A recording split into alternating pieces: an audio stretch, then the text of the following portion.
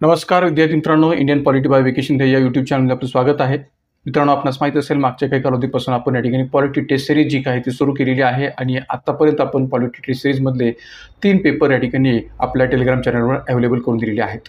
मित्रांनो, taste paper 1 आणि taste paper 2 या दोन्ही प्रकारच्या या ठिकाणी टेस्ट सिरीजमधल्या पेपरचं विश्लेषण मागच्या 2 व्हिडिओजमध्ये यूट्यूब चॅनलवर मी अवेलेबल करून दिलेलं आहे. आज मात्र या ठिकाणी आपण टेस्ट पेपर 3 जो काही आपण 25 जूनला आपल्या टेलिग्राम चॅनलवर दिलेला होता, तर त्या या ठिकाणी टेस्ट पेपर 3चं विश्लेषण आज घडवून आणूया की जेणेकरून या टेस्ट पेपरमधल्या बहुतांश प्रश्नांचं शंका निरसन जे काय ते होऊ शकेल. तर मित्रांनो, एक लक्षात घ्या की आपली ही जी काही टेस्ट सिरीज आहे ती एकंदरीत 10 टेस्टची असणार आहे आणि त्यामुळे आपली ही टेस्ट सिरीज कंटिन्यू पुढे असणार आहे. आगामी 2025 मधल्या राज्यसेवा पूर्व परीक्षा, संयुक्त गट ब, गट क पूर्व परीक्षा या सर्व अर्थाने.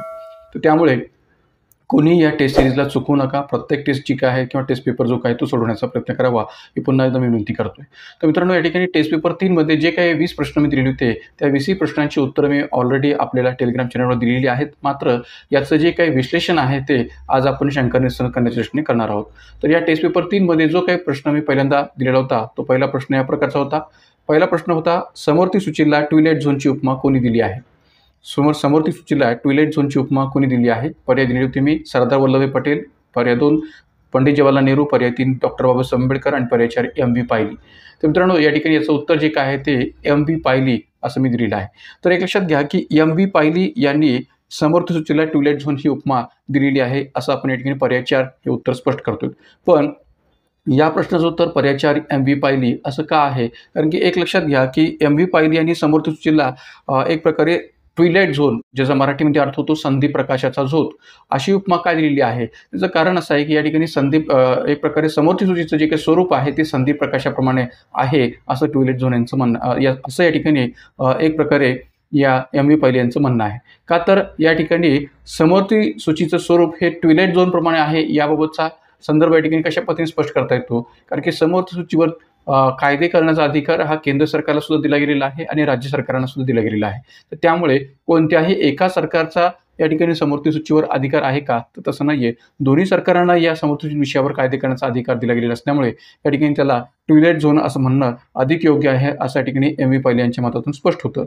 मित्रांनो, एक लक्षात घ्या की भूगोलाच्या पातळीवर आपण जेव्हा विचार करतो तेव्हा संदीप प्रकाशाचा झोत याचा कसा अर्थ आपण घेतो? तर एक प्रकारे जेव्हा पहाटेच्या वेळी पूर्णपणे दिवसही झालेला नसतो किंवा पूर्णपणे उजळलेलंही नसतं आणि पूर्णपणे रात्रही नसते, अंधारही नसतो आणि पूर्णपणे प्रकाशही नसतो, अशी मधली अवस्था ज्याला आपण या ठिकाणी ट्विलाइट झोन असं भौगोलिक भाषेमध्ये स्पष्ट करतो. तर तशाच पद्धतीने समवर्ती सूचीचं सुद्धा स्वरूप तसंच आहे की ज्यावर या ठिकाणी पूर्णपणे केंद्र सरकारचाही अधिकार नाही आणि पूर्णपणे राज्य सरकारांनाही अधिकार आहे असं म्हणता येणार नाही. दोघांनाही या ठिकाणी या समवर्ती सूची विषयावर कायदे करण्याचा अधिकार दिला गेलेला आहे आणि म्हणून या ठिकाणी एक प्रकारे या समवर्ती सूचीला ट्विलाइट झोन अशी उपमा एम.व्ही. पायली यांनी दिलेली आहे असं म्हणायला जागा होते. आणि म्हणून या ठिकाणी ट्विलाइट झोन ही उपमा कोणी दिली आहे समवर्ती सूचीला? तर ती दिलेली आहे एम.व्ही. पायली. पर्याय क्रमांक 4 हे उत्तर आपल्याला स्पष्ट करता येईल. त्यानंतर पुढचा प्रश्न आहे, केंद्र राज्य संबंधांच्या पुनर्रचनेसाठी खालीलपैकी कोणता आयोग गठीत केला नव्हता? पहा, इथं प्रश्न काय विचारलेला आहे की केंद्र राज्य संबंधांच्या पुनर्रचनेसाठी खालीलपैकी कोणता आयोग गठीत केला नव्हता म्हटलेलं आहे. नव्हता असं विचारलेलं आहे.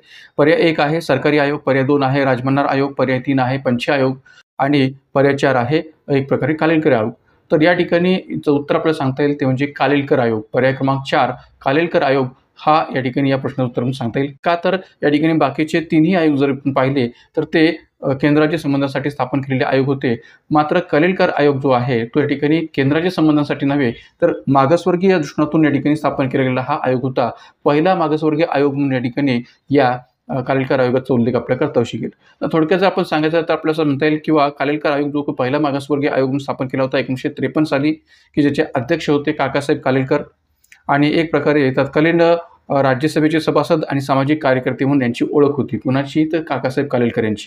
मित्रांनो, आपल्याला माहीत असेल की या ठिकाणी भारतामध्ये अनुसूचित जाती, अनुसूचित जमाती या प्रवर्गाप्रमाणेच मागासवर्गीय म्हणजे ओबीसी, अदर बॅकवर्ड क्लासेस हाही प्रवर्ग आपल्याला पाहायला मिळतो. मात्र अदर बॅकवर्ड क्लासेस हा जो काही प्रवर्ग आहे तो या ठिकाणी प्रत्यक्षात केव्हा अस्तित्वात आला किंवा प्रत्यक्षात केव्हा त्याचा विचार केला गेला तर जेव्हा आपल्याकडे दुसरा मागासवर्गीय आयोग 1979 बिंदेश्वर प्रसाद मंडल यांच्या अध्यक्षतेखाली स्थापन झालं होतं, की जे बिंदेश्वर प्रसाद मंडल बिहारचे माजी मुख्यमंत्री आणि संसद सदस्य होते.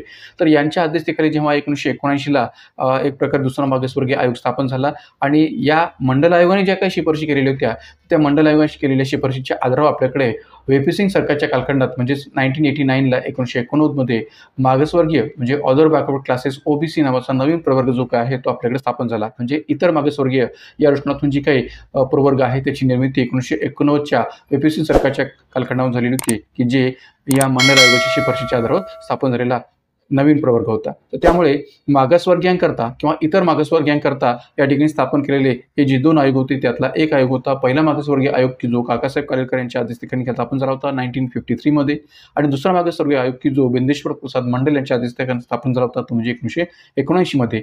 मात्र काकासाहेब कालेलकर आयोगाच्या शिफारशी तत्कालीन या ठिकाणी पंडित जवाहरलाल नेहरू सरकारने स्वीकारल्या नाहीत किंवा किंबहुना त्या अंमलात आणल्या नव्हत्या. मात्र पुढे चालून दुसरा मागासवर्गीय आयोग जो बिंदेश्वर प्रसाद मंडल यांच्या अध्यक्षतेखाली स्थापन झाला होता या मंडल आयोगाची शिफारशी मात्र नंतरच्या व्ही.पी. सिंग सरकारने 1991 मध्ये अंमलात आणल्या आणि इतर मागासवर्गीय या रचनातून या ठिकाणी ओबीसी नावाचा नवीन प्रवर्ग आपल्याकडे भारतामध्ये निर्माण झाला किंवा स्थापित झाला. तर त्यामुळे काकासाहेब कालेलकर आयोग हा जो काही आहे तो मागासवर्गीय किंवा इतर मागासवर्गीयांच्या प्रवर्गाच्या दृष्टीने स्थापन केला होता असं म्हणायला जागा होते. मात्र तो केंद्र राज्य संबंधाच्या दृष्टीने स्थापन झालेला नव्हता हेही इथं महत्त्वाचं आहे. तर त्यामुळे उत्तर आहे पर्याय क्रमांक 4.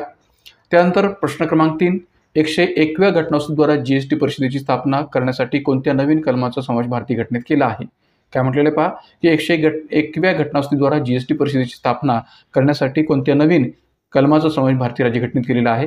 पर्याय क्रमांक 1 कलम 246A, पर्याय क्रमांक 2 269A, पर्याय क्रमांक 3 268A आणि पर्याय क्रमांक 4 279A.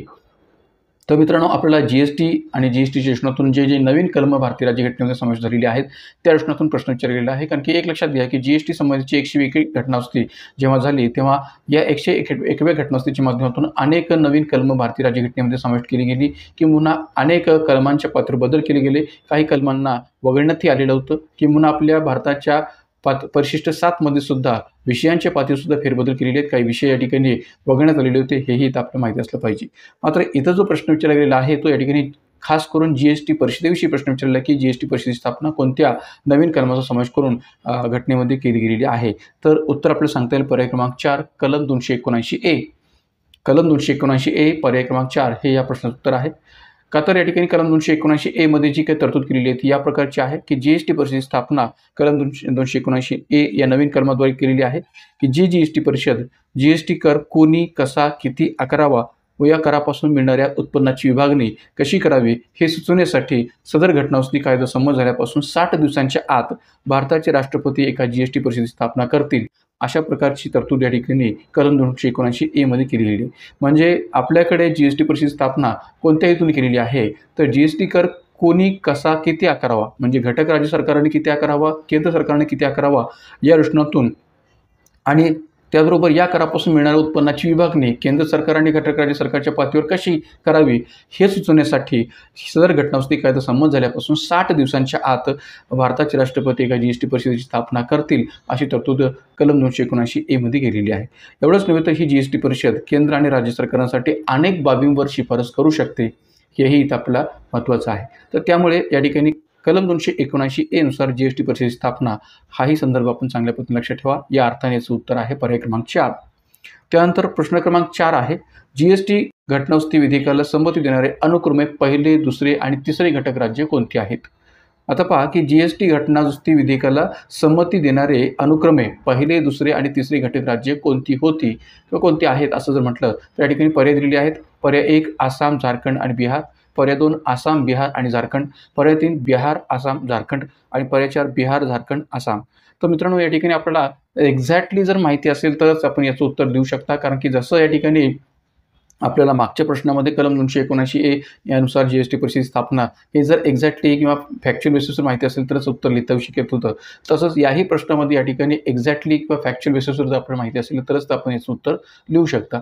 तर त्यामुळे या ठिकाणी याचं उत्तर आपल्याला योग्य पद्धतीने माहिती असेल तरच आपण देऊ शकाल अन्यथा आपलं उत्तर चुकू शकतं. कारण की अनुक्रमे पहिले दुसरे आणि तिसरे घटक राज्य कोणती होती जीएसटी घटनावस्ती विधेयकाला संमती देणारे असा प्रश्न विचारलेला आहे. तर त्यामुळे या ठिकाणी इथं एक्झॅक्ट उत्तर माहिती असणं गरजेचं आहे. उत्तर आहे पर्याय क्रमांक 2 आसाम बिहार आणि झारखंड की जी या जीएसटी घटनावस्ती विधेयकाला संमती देणारे पहिले दुसरे आणि तिसरे घटक राज्य म्हणून म्हटलं जाऊ शकतील. तर या ठिकाणी पर्याय क्रमांक 2 हेच उत्तर आहे की ज्यानुसार आपल्याला सांगता येईल की भारतीय संविधान संस्थेने मंजूर केलेल्या 101व्या घटनावस्तूनुसार जीएसटीची निर्मिती झालेली आहे. संपूर्ण भारतात जीएसटी लागू करण्यासाठी आवश्यक असणारे 122वे घटनावस्तू विधेयक संसदेने 3 ऑगस्ट 2016 रोजी राज्यसभेने तर 8 ऑगस्ट 2016 रोजी लोकसभेने मंजूर केलं होतं आणि 8 सप्टेंबर 2016 रोजी या विधेयकावर राष्ट्रपतींनी स्वाक्षरी केली होती. मित्रांनो, एक लक्षात घ्या की कितवं घटनावस्तू विधेयक मांडलं गेलं होतं याही विषयी प्रश्न आयोगाकडून विचारला गेलेला आहे. त्यामुळे 122वे घटनावस्तू विधेयक हे या ठिकाणी त्याचं आहे, हेही लक्षात घेणं गरजेचं आहे. आणि 122व्या घटनावस्तू विधेयक मांडल्यानंतर जी 101वी घटनावस्तू झाली ती जीएसटी संबंधीची होती असं म्हणायला तर जागा होते. तर त्यामुळे कोणता घटनावस्तू विधेयक होतं, कोणत्या घटनावस्तू विधेयकाचा क्रमांक होता हेही आपल्याला माहिती असणं गरजेचं आहे. 8 सप्टेंबर 2016 रोजी राष्ट्रपतींनी या विधेयकाला मंजुरी दिली होती किंवा त्याच्यावर स्वाक्षरी केली होती आणि 1 जुलै 2017 पासून आपल्याकडे जीएसटी संबंधीची अंमलबजावणी झालेली होती. हे आपण इथे लक्षात ठेवण्याची गरज आहे. तर एक प्रकारे या विधेयकाला मंजुरी देणारे आसाम हे पहिले घटक राज्य होते, बिहार आणि झारखंड हे अनुक्रमे दुसरे आणि तिसरे घटक राज्य होते, हेही आपण लक्षात ठेवण्याची गरज आहे. आणि महाराष्ट्र हे या विधेयकाला संमती देणारे किंवा मंजुरी देणारे हे 10वे घटक राज्य होते, हे देखील आपण इथं विसरता कामा नये. तर या संबंध अर्थाने या प्रश्न उत्तर आहे पर्याय क्रमांक 2. त्यानंतर प्रश्न क्रमांक 5, केंद्र व राज्य यांच्याकडून होणारी अनाठायी व अयोग्य उधळपट्टी रोखण्यासाठी राष्ट्रीय खर्च आयोग स्थापन करावा ही मागणी सरकारी आयोगाने मान्य केली होती. पहा प्रश्न काय विचारलेला आहे की केंद्र व राज्य यांच्याकडून होणारी अनाठायी व अयोग्य उधळपट्टी रोखण्यासाठी राष्ट्रीय खर्च आयोग स्थापन करावा ही मागणी सरकारी आयोगाने मान्य केली होती, असा प्रश्न या ठिकाणी विचारला गेलेला आहे. आणि पर्याय दिलेले आहेत की पर्याय 1 चूक आहे, पर्याय 2 बरोबर आहे, अंशतः चूक आहे आणि सांगता येत नाही. म्हणजे जे काही प्रश्नामध्ये दिलेलं विधान आहे ते विधान नेमकं कसं आहे, चूक आहे, बरोबर आहे, अंशतः चूक आहे की सांगता येत नाही. तर या ठिकाणी उत्तर आपल्याला सांगता येईल पर्याय क्रमांक 1 चूक आहे, की प्रस्तुत विधान जे काय आहे ते चूक आहे, की ज्यामध्ये काय उल्लेख केलेला आहे की केंद्र व राज्य यांच्याकडून होणारी अनाठायी व अयोग्य उधळपट्टी रोखण्यासाठी राष्ट्रीय खर्च आयोग स्थापन करावा ही मागणी सरकारी आयोगाने मान्य केली होती. ही जी काही या ठिकाणी तरतूद म्हणा किंवा शिफारस जी आहे ती एक प्रकारे या ठिकाणी सरकारी आयोगाने मान्य केली होती असं म्हणणं चूक आहे. म्हणून पर्याय क्रमांक 1 हे याचं उत्तर सांगता शकेल. कशा अर्थाने, तर एक लक्षात घ्या की राष्ट्रीय खर्च आयोग याबद्दल आपल्याला पूर्ण माहिती असेल तरच आपण या ठिकाणी याचं योग्य उत्तर जे काय ते देऊ शकता. कारण की राष्ट्रीय खर्च आयोग की ज्याला इंग्लिशमध्ये म्हटलेलं आहे एक्सपेंडिचर मॅनेजमेंट कमिशन, या आयोगाची स्थापना झाली ती 2014मध्ये या आयोगाची स्थापना केली गेली होती. आणि या आयोगाची स्थापना करण्याची शिफारस भारत सरकारने या ठिकाणी केली होती असं म्हटलं तरी चालेल.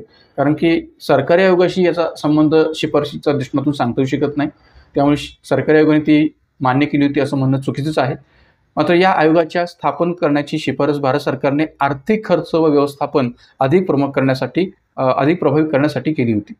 म्हणजे या आयोगाची स्थापन करण्याची शिफारस भारत सरकारने कोणत्या हेतूने केली होती, तर आर्थिक खर्च व्यवस्थापन अधिक प्रभावी करण्यासाठी या आयोगाच्या स्थापनेची शिफारस जी काही ती भारत सरकारने केली होती.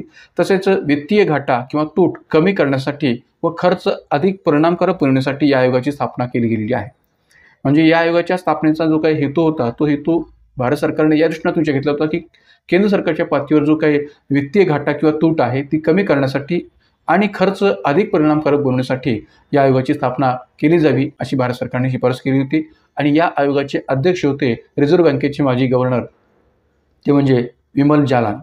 रिझर्व्ह बँकेचे माजी अध्यक्ष किंवा माजी गव्हर्नर जे आहे ते आयोगाचे अध्यक्ष होते विमल जालान. आणि विशेष म्हणजे या ठिकाणी सरकारी खर्चात कार्यक्षमता आणणे, तसेच अवांछित व अनुत्पादक खर्च कमी करणे, खर्चाच्या प्राथमिकता ठरवणे ही या आयोगाची उद्दिष्ट होती. जे कोणत्या उद्दिष्टाने समोर ठेवून हा आयोग स्थापन केला होता, तर सरकारी खर्चात कार्यक्षमता आणणे, तसेच अवांछित व अनुत्पादक खर्च कमी करणे, खर्चाच्या प्राथमिकता ठरविणे या आयोगाची मुख्य उद्दिष्ट होती. आणि या उद्दिष्टांना समोर ठेवूनच हा आयोग आपल्याकडे स्थापन करण्यात आलेला होता असं म्हणायला जागा होते. तर त्यामुळे राष्ट्रीय खर्च आयोगाच्या दृष्टिकोनातून एक प्रकारे ही संबंध माहिती आपण लक्षात ठेवण्याची गरज आहे. मात्र या ठिकाणी या प्रश्नाचं उत्तर आहे पर्याय क्रमांक 1. त्यानंतर पुढचा प्रश्न आहे कलम 361 काय आहे. प्रश्न क्रमांक 6 काय की घटनेमधलं कलम 361 काय आहे. पर्याय 1 राष्ट्रपतींच्या संचित निधीबाबत अधिकार, पर्याय 2 राज्यपालांच्या संचित निधीबाबतचा अधिकार, पर्याय 3 राष्ट्रपती व राज्यपाल यांना न्यायालयीन कारवाईपासून संरक्षण, आणि पर्याय 4 राष्ट्रपती राज्यपालांना पदावरून दूर करू शकतात. तर कलम 361 घटनेमध्ये नेमकं काय आहे हा प्रश्न विचारलेला आहे. तर याचं उत्तर आपल्याला सांगता येईल पर्याय क्रमांक 3 राष्ट्रपती व राज्यपाल यांना न्यायालयीन कारवाईपासून संरक्षण. भारतीय राज्यघटनेमध्ये कलम 361 चा संदर्भ जो काय आहे तो 2 घटनात्मक पदांच्या प्रश्नातून विचार घेतला गेलेला आहे आणि त्यातल्या त्यात या ठिकाणी दोन्ही घटनात्मक पदांना न्यायालयीन कार्यवाहीपासून संरक्षण बहाल केले गेलेलं आहे आणि ती 2 पदं म्हणजे राष्ट्रपती व राज्यपाल. आणि म्हणून पर्याय क्रमांक 3 याचं उत्तर आपल्याला सांगता येईल की राष्ट्रपती व राज्यपाल यांना न्यायालयीन कार्यवाहीपासून संरक्षण असा संदर्भ कलम 361 मध्ये आपल्याला पाहायला मिळतो. म्हणून उत्तर आहे पर्याय क्रमांक 3. मग आता पहा की या ठिकाणी कलम 361 मध्ये कलम 361चं शीर्षक काय दिलेलं आहे तर राष्ट्रपती व राज्यपाल यांना संरक्षण. कलम 361चे शीर्षक काय आहे की राष्ट्रपती व राज्यपाल यांना संरक्षण. मात्र हे संरक्षण कोणत्या अर्थाने बहाल केलेलं आहे याचा विस्तृत उल्लेख कलम 361(1) आणि 361(2) मध्ये आपल्याला पाहायला मिळतो. तर कलम 361(1) नुसार तरतूद काय आहे की राष्ट्रपती व राज्याचा राज्यपाल किंवा राजप्रमुख, राष्ट्रपती किंवा राज्याचा राज्यपाल किंवा राजप्रमुख आपल्या पदाच्या अधिकारांच्या वापराबद्दल आणि कर्तव्यांच्या पालनाबद्दल अथवा ते अधिकार वापरताना व ती कर्तव्ये पार पाडताना त्याने केलेल्या किंवा त्याने करण्याचे अभिप्रेत असलेल्या कोणत्याही कृतीबद्दल न्यायालयाला उत्तरदायी असणार नाही. म्हणजे राष्ट्रपती पद असो अथवा राज्याचे राज्यपाल पद असो हे आपल्या पदाच्या अधिकारांच्या वापराबद्दल आणि कर्तव्यांच्या पालनाबद्दल अथवा ते अधिकार वापरताना ती कर्तव्ये पार पाडताना त्याने केलेल्या किंवा त्याने करण्याचे अभिप्रेत असलेल्या कोणत्याही कृतीबद्दल न्यायालयाला उत्तरदायी असणार नाही. मित्रांनो, एक लक्षात घ्या की राष्ट्रपतींनी कोणत्या पद्धतीने अधिकार वापरलेले आहेत, अधिकाराचा वापर कसा केलेला आहे, कर्तव्याचा पालन कसं केलेलं आहे, अधिकार वापरताना किंवा कर्तव्य पार पाडताना जे काही त्यांनी कृती केलेली आहे तर त्या केलेल्या कृतीबद्दल ते न्यायालयाला उत्तरदायी असणार नाही किंवा न्यायालयाच्या माध्यमातून त्याची कोणत्याही प्रकारची चौकशी होऊ शकणार नाही. का तर त्यांना न्यायालयीन कारवाईपासून पूर्णतः संरक्षण दिलं गेलेलं आहे राष्ट्रपती व राज्यपाल या दोन्ही पदांना. एवढंच नव्हे तर कलम 361(2) नुसार तरतूद काय केलेली आहे की राष्ट्रपती व राज्याच्या राज्यपालाच्या विरुद्ध त्याच्या पदावधीत कोणत्याही न्यायालयात कोणत्याही प्रकारची फौजदारी कार्यवाही सुरू केली जाणार नाही. म्हणजे थोडक्यात काय तर या ठिकाणी न्यायालयीन चौकशी त्यांच्यावरची होऊ शकणार नाही त्यांच्या पदाच्या पदावधीमध्ये आणि कोणत्याही प्रकारची फौजदारी कार्यवाही त्यांच्यावर सुरू केली जाऊ शकणार नाही असं कलम 361(2) मध्ये स्पष्ट केलेलं आहे. तर एकंदरीत कलम 361(1) मध्ये तरतूद काय किंवा कलम 361(2) मध्ये तरतूद पहा तर दोन्ही तरतुदींचा विचार करता राष्ट्रपती व राज्यपाल यांना न्यायालय कारवाईपासून संरक्षण बहाल केले गेलेलं आहे हे आपल्याला स्पष्ट करता येऊ शकेल. त्यामुळे उत्तर आहे पर्याय क्रमांक 3. त्यानंतर प्रश्न क्रमांक 7 चुकीची जोडी शोधा. पर्याय क्रमांक 1 नागालँड 371(1)(a), पर्याय क्रमांक 2 सिक्कीम 371(f), पर्याय क्रमांक 3 कर्नाटक 371(I) आणि पर्याय क्रमांक 4 अरुणाचल प्रदेश 371(H). आता चुकीची जोडी शोधा म्हणजे कोणत्या अर्थाने शोधायची आपल्याला की कलम 371(a) नुसार नागालँडबाबतच्या विशेष तरतुदीबाबतची तरतूद केलेली आहे का किंवा विशेष दृष्टीकोनातून कोणती तरतूद या राज्याबाबत केलेली आहे का, सिक्कीमच्या बाबतीत कलम 371(F)च्या दृष्टीकोनातून विशेष तरतूद काही केलेली आहे का किंवा कर्नाटकच्या दृष्टीकोनातून कलम 371(I) मध्ये या ठिकाणी विशेष तरतूद केलेली आहे का किंवा अरुणाचल प्रदेशच्या बाबतीत या ठिकाणी कलम 371(H) च्या दृष्टीकोनातून विशेष तरतूद केलेली आहे का. कारण की विशेष तरतुदीच्या दृष्टीकोनातून कलम 371 मधल्या संबंध तरतुदी आपल्याला पाहायला मिळतात. तर त्यामुळे कोणती चुकीची जोडी आहे त्या घटकराच्या कलमांच्या रचने हे या ठिकाणी शोधायचं आहे. तर या ठिकाणी उत्तर आहे पर्याय क्रमांक 3 कर्नाटक 371(I).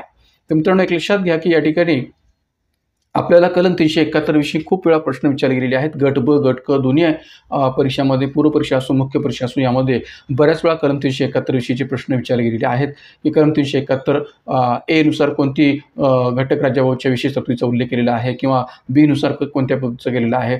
कलम 371 अंतर्गत महाराष्ट्र गुजरातच्या बाबतची विशेष तरतूद सुद्धा आपल्याला पाहायला मिळते. तर त्यामुळे या ठिकाणी अशा या कलम 371(A) पासून कलम 371(J) पर्यंतच्या ज्या काही विविध तरतुदी आहेत त्या आपल्याला माहिती असणं गरजेचं आहे. कोणकोणत्या घटक राज्याच्या बाबतीत या कलम 371(A) पासून J पर्यंतच्या तरतुदी आपल्याला केल्या गेलेल्या आहेत हे माहिती असणं गरजेचं आहे. तर या ठिकाणी पर्याय क्रमांक 3 हे चुकीची जोडी सिद्ध आहे असं म्हणायला जागा होते. कारण की 371(I) नुसार कर्नाटक बाबतची तरतूद नसेल तर या ठिकाणी कलम 371(J) नुसार कर्नाटक राज्याबाबतची तरतुदीचा उल्लेख केला गेलेला आहे.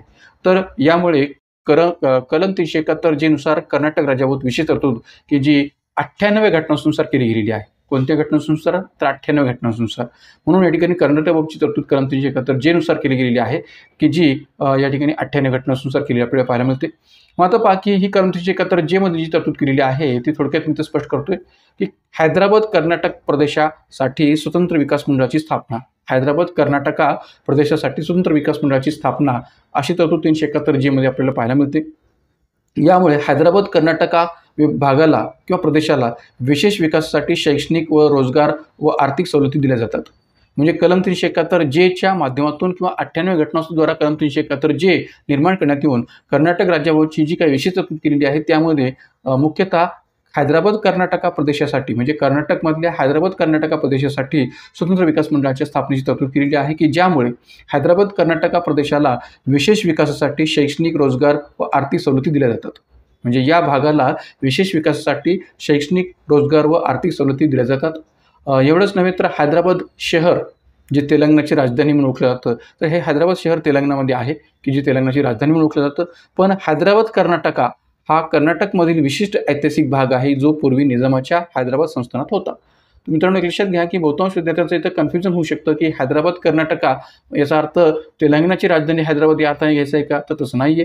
हैदराबाद शहर किंवा हैदराबाद ही जी काही तेलंगणाची राजधानी आहे ती वेगळी आहे, ते शहर वेगळं आहे. मात्र कर्नाटकमध्ये हैदराबाद कर्नाटका नावाचा जो प्रदेश आहे की जो एक विशिष्ट ऐतिहासिक भाग आहे जो पूर्वी स्वातंत्र्यपूर्व कालखंडामध्ये निजामाच्या हैदराबाद संस्थानाचा भाग होता, हेही इथं आपण लक्षात ठेवण्याची गरज आहे. तर अशा या हैदराबाद कर्नाटका प्रदेशाला स्वतंत्र विकास मंडळाची स्थापना या दृष्टिकोनातून तरतूद या ठिकाणी कलम 371 जे मध्ये पाहायला मिळते. जसं महाराष्ट्रामध्ये आणि गुजरातमध्ये वैधानिक विकास मंडळाच्या स्थापनेचा विचार स्वीकारला गेलेला आहे, स्वतंत्र विकास मंडळाच्या स्थापनेचा विचार स्वीकारला गेलेला आहे. त्याच पद्धतीने या ठिकाणी कर्नाटकच्या पातळीसुद्धा कलम 371 जेच्या माध्यमातून स्वतंत्र विकास मंडळाची स्थापना हा विचार हैदराबाद कर्नाटका या प्रदेशासाठी स्वीकारला गेलेला आहे, हेच आपण लक्षात ठेवण्याची गरज आहे.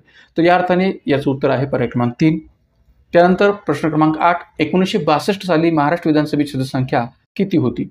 स्ट्रेट फॉरवर्ड प्रश्न आहे, फॅक्च्युअल प्रश्न आहे की 1962 साली महाराष्ट्र विधानसभेची सदस्यसंख्या किती होती? तर याचं उत्तर आहे या ठिकाणी पर्याय क्रमांक 1 264. कारण की पर्यायामध्ये तुम्हाला मी 4 पर्याय दिले होते. पर्याय 1 264, पर्याय 2 270, पर्याय 3 288 आणि पर्याय 4 262.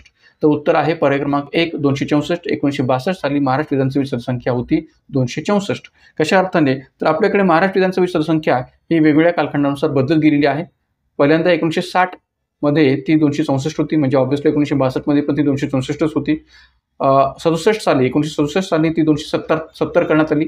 1967 मध्ये ती 270 झाली आणि 1978 साली 288 महाराष्ट्र विधानसभेची संख्या झालेली आहे की जी आजपर्यंत तो कायम आहे 288 अर्थाने. म्हणून 1978 पासून 288 सदस्यसंख्या आजपर्यंत आपल्याकडे कायम आहे असं म्हणायला जागा होते. तर त्यामुळे या ठिकाणी उत्तर सांगता येईल पर्याय क्रमांक 1. त्यानंतर 9वा प्रश्न 31 ऑक्टोबर 2019 रोजी कोणत्या घटक राज्याची विधान परिषद बरखास्त किंवा नष्ट करण्यात आलेली आहे किंवा केली आहे? पर्याय 1 आहे महाराष्ट्र, पर्याय 2 आहे कर्नाटक, पर्याय 3 आहे जम्मू काश्मीर आणि पर्याय 4 आहे तेलंगणा. मग आता पहा की या ठिकाणी जी तारीख दिलेली आहे 31 ऑक्टोबर 2019 रोजी कोणत्या घटक राज्याची विधान परिषद बरखास्त किंवा नष्ट करण्यात आली आहे केली आहे? तर याचं उत्तर आहे ऑब्व्हियसली जम्मू काश्मीर, पर्याय क्रमांक 3. का? तर आपल्याकडे 5 ऑगस्ट 2019च्या एकंदरीत राष्ट्रपतींनी जी काही अधिसूचना काढली होती तर त्या अधिसूचनेनुसार आपल्याकडे या ठिकाणी जे काही कलम 370 आहे ते रद्द करण्यात आलेलं होतं, नष्ट करण्यात आलेलं होतं आणि त्यामुळे या ठिकाणी एक प्रकारे जम्मू काश्मीरशी संबंधित जी काही विधान परिषद आहे ती 31 ऑक्टोबर 2019 रोजी बरखास्त करण्यात आली. का? तर जम्मू काश्मीर आणि लडाख हे 2 केंद्रशासित प्रदेश निर्माण झाले असल्यामुळे. तर एकंदरीत या ठिकाणी 31 ऑक्टोबर 2019 रोजी एक प्रकारे जम्मू काश्मीरची विधान परिषद ही बरखास्त किंवा नष्ट केली आहे आपल्याला सांगता शकेल. तर या अर्थाने इथे लक्षात घ्या की 5 ऑगस्ट 2019 रोजी राष्ट्रपतींनी काढलेल्या अधिसूचना क्रमांक 272 नुसार कलम 371 वगळता कलम 370 आणि कलम 35A मधील तरतुदी नष्ट केलेल्या आहेत, निरसित झालेल्या आहेत. जम्मू काश्मीर राज्याचं विभाजन होऊन जम्मू काश्मीर आणि लडाख असे 2 केंद्रशासित प्रदेश निर्माण केले गेले. 31 ऑक्टोबर 2019 रोजी केंद्रशासित प्रदेशांची घोषणा केली गेली आणि येथील विधान परिषद याच दिवशी बरखास्त करण्यात आलेली होती. 1957 मध्ये स्थापन झालेली जम्मू काश्मीरची विधान परिषद ही होती आणि 36 सदस्यीय ही विधान परिषद होती असं म्हणायला जागा होते. तर त्यामुळे 1957 मध्ये जम्मू काश्मीरची विधान परिषद जी स्थापन झाली होती जी 2019 मध्ये या ठिकाणी बरखास्त करण्यात आली, नष्ट करण्यात आली होती, हे इथं आपण लक्षात ठेवण्याची गरज आहे. त्यानंतर प्रश्न क्रमांक 10 खालीलपैकी कोणत्या स्थानिक स्वशासन प्रतिनिधींना महाराष्ट्राच्या विधान परिषद निवडणुकात मतदान करता येत नाही? पहा, खालीलपैकी कोणत्या स्थानिक स्वशासन प्रतिनिधींना महाराष्ट्राच्या विधान परिषद निवडणुकांमध्ये मतदान करता येत नाही असं स्ट्रेटफॉरवर्ड प्रश्न विचारलेला आहे. पर्याय क्रमांक 1 जिल्हा परिषद सदस्य, पर्याय क्रमांक 2 पंचायत समिती सदस्य, पर्याय क्रमांक 3 ग्रामपंचायत सदस्य आणि पर्याय क्रमांक 4 2 आणि 3. पर्याय 2 आणि 3. मग आता पहा की बहुतांश विद्यार्थ्यांना हे माहीत असतं की महाराष्ट्राच्या विधान परिषदेमध्ये 1/3 सदस्य की जे विधान परिषदेच्या स्तरावर स्थानिक स्वराज्य संस्थांच्या प्रतिनिधींना निवडणुकीमध्ये मतदान करतात. हे आपल्याला माहिती असतं. म्हणजे विधान परिषदेतील 1/3 सदस्य जे आहेत ते स्थानिक स्वराज्य संस्थांच्या प्रतिनिधीकडून निवडून दिले जातात. पण स्थानिक स्वराज्य संस्थांच्या कोणत्या प्रतिनिधींकडून महाराष्ट्रामध्ये या विधान परिषद सदस्यांच्या निवडीमध्ये मतदान केलं जातं हे आपल्याला माहिती नसतं. आकडा माहिती आहे की 1/3 सदस्य हे स्थानिक स्वराज्य संस्थांच्या प्रतिनिधींकडून निवडून दिले जातात. पण कोणते सदस्य ते निवडून देतात या विधान परिषद प्रतिनिधींना हे माहिती नसतं. तर या ठिकाणी हा प्रश्न विचारण्यामागचा हाच हेतू आहे की मी उल्लेख काय केलेला आहे महाराष्ट्राच्या विधान परिषदेत. कारण की प्रत्येक घटक राज्यामध्ये विधान परिषद हे सभागृह तर नाही आहे, पण ज्या घटक राज्यांच्या स्तरावर विधान परिषद सभागृह आहे, जसं कर्नाटकमध्ये आहे, उत्तर प्रदेशमध्ये आहे, बिहारमध्ये आहे, तेलंगणामध्ये आहे, आंध्र प्रदेशमध्ये आहे, तर अशा या वेगवेगळ्या पातळीवर आपण विचार जर केला तर त्या घटक राज्यांच्या पातळीवर विधान परिषदेच्या अंतर्गत स्थानिक स्वराज्य संस्थांच्या प्रतिनिधीकडून सुद्धा जे काही प्रतिनिधी आहेत ते निवडून दिले जातात किंवा स्थानिक स्वराज्य संस्थांच्या सदस्यांकडून सुद्धा प्रतिनिधी निवडून दिले जातात. मग त्या घटक राज्यांच्या पातळीवर कोणाला ते मतदानाचा अधिकार आहे आणि महाराष्ट्राच्या पातळीवर कोणाला आहे हेही माहीत असणं गरजेचं आहे. कारण की प्रत्येक घटक राज्यानुसार त्याची परिस्थिती ही वेगवेगळी असते किंवा आहे.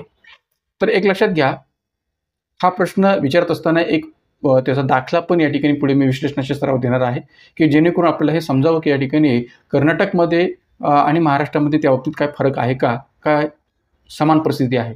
तर फरक आहे. तो फरक कसा आहे पुढे आपण पाहणार. तर या ठिकाणी उत्तर काय सांगते तर पर्याय क्रमांक 4, पर्याय 2 आणि 3 की खालीलपैकी कोणत्या स्थानिक प्रशासन प्रतिनिधींना महाराष्ट्राच्या विधान परिषद निवडणुकात मतदान करता येत नाही. तर उत्तर आहे पर्याय 2 आणि 3, पर्याय क्रमांक 4. म्हणजेच पंचायत समिती सदस्य आणि ग्रामपंचायत सदस्यांना या ठिकाणी या निवडणुकीमध्ये मतदान करता येत नाही की ज्या निवडणुकीद्वारे विधान परिषदेमधील सदस्य निवडले जातात स्थानिक स्वराज्य संस्थांच्या प्रतिनिधींकडून. तर या ठिकाणी उत्तर आहे पर्याय क्रमांक 4, पर्याय 2 आणि 3. कशा पद्धतीने पहा की महाराष्ट्रात विधान परिषदेच्या एकूण सभासद संख्येपैकी विधान परिषदेच्या एकूण सभासद संख्येपैकी 1/3 सभासद स्थानिक स्वराज्य संस्थांच्या प्रतिनिधींकडून.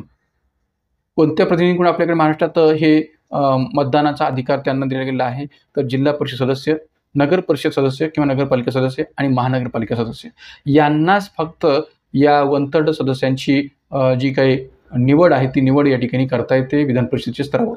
तर त्यामुळे महाराष्ट्रात विधान परिषदेच्या एकूण सभासद संख्येपैकी 1/3 सभासद हे स्थानिक स्वराज्य संस्थांच्या प्रतिनिधीकडून म्हणजेच जिल्हा परिषद सदस्य, नगर परिषद सदस्य आणि महानगरपालिका सदस्य यांच्याद्वारे अप्रत्यक्ष निवडले जातात.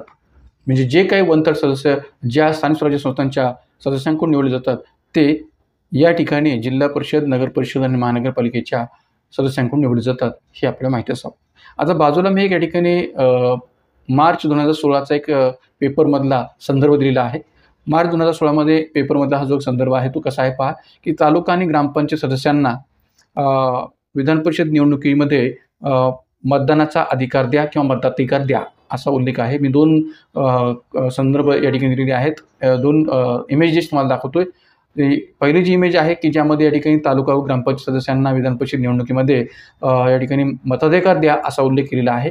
आणि विशेष म्हणजे या ठिकाणी असा मताधिकार जो काय तो कर्नाटकात आहे तर मग महाराष्ट्रात का नाही हाही उल्लेख तुम्हाला इथे पाहायला मिळेल.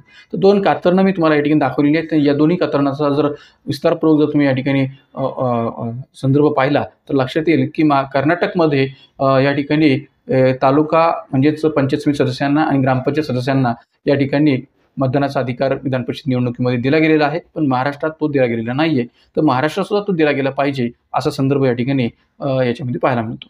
तर महाराष्ट्रात या ठिकाणी ग्रामपंचायत आणि पंचायत समिती सदस्यांना जर मतदानाचा अधिकार दिला गेलेला नाही आहे तर मग कुणाला दिला गेलेला आहे तर तो फक्त जिल्हा परिषद, नगर परिषद सदस्य आणि महानगरपालिका सदस्य यांनाच तो दिला गेलेला आहे.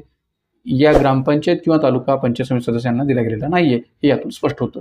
तर त्यामुळे याविषयीची जर ही पूर्ण माहिती या कात्रणमधला माहिती हवी असेल तर मी टेलिग्राम चॅनलवर यावरचा संदर्भ या ठिकाणी टाकेन. ही पूर्ण कात्रणातली माहिती टेलिग्राम चॅनल मी आपल्या अवेलेबल करून देईन, आपण त्यामध्ये पाहू शकतो. तर या ठिकाणी या प्रश्नोत्तर आपल्याला सांगता येईल पर्याय क्रमांक 4.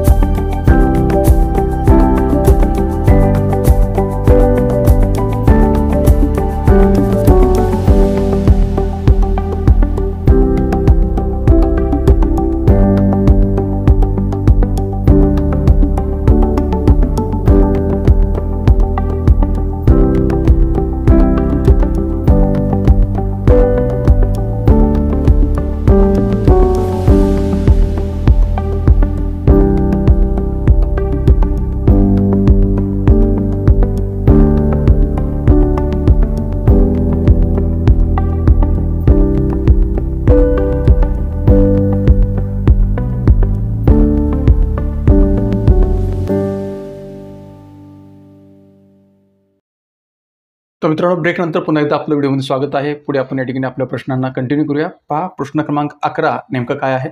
भारतीय राज्यघटनेतील कलम 370 रद्द झाल्याने खालीलपैकी कोणते बदल झाले आहेत? भारतीय राज्यघटनेतील कलम 370 रद्द झाल्याने खालीलपैकी कोणते बदल झाले आहेत?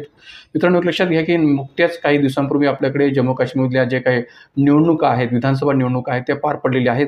त्यामुळे जम्मू काश्मीरच्या प्रश्नातून आगामी कालखंडात प्रश्न विचारायला आयोगाला वाव आहे. तर त्यामुळे आपण हे लक्षात ठेवा, या ठिकाणी जम्मू काश्मीरशी संबंधित जी काही संबंध माहिती आहे ती आपण चांगल्या पद्धतीने तयार ठेवणं गरजेचं आहे. तर पहा, भारतीय राज्यघटनेतील कलम 370 रद्द झाल्याने खालीलपैकी कोणते बदल झाले आहेत?